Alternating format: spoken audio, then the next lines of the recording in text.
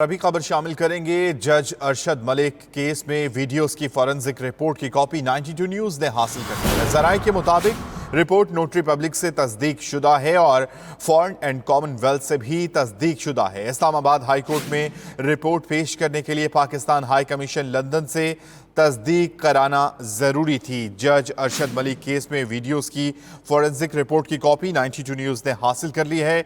मजीद इसी पर बात करेंगे। Bureau chief UK Ghulam Hussain Awan हमारे साथ मौजूद हैं। गुलाम हुसैन, बताइएगा इस कॉपी में क्या क्या चीजें सामने आई हैं?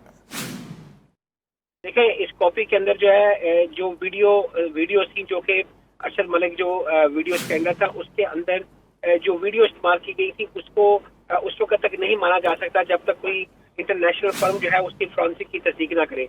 इसीलिए जो वीडियो है, लंदन से एक फायर नामी जो कंपनी है उन्होंने इसको तस्दीक किया है और उन्होंने उसके जो मंदरजात हैं जितनी वीडियोस के अंदर उनको एक्सप्लेन किया है। और उसके अंदर ये भी यहाँ तक भी बताया है कि इसके अंदर सैमसंग फोन इस्तेमाल किया गया। इस रिकॉर्डिंग के अंदर ऑडियो और वीडियो मैच कर रही है। उसकी मुकम्मल डिटेल जो है वो रिपोर्ट के अंदर जो है वो तस्दीक की गई है। और लेकिन इस्लामाबाद हाई कोर्ट के अंदर पेश करने के लिए ये जरूरी था कि इसको पाकिस्तान हाई कमीशन में इसकी तस्दीक करे।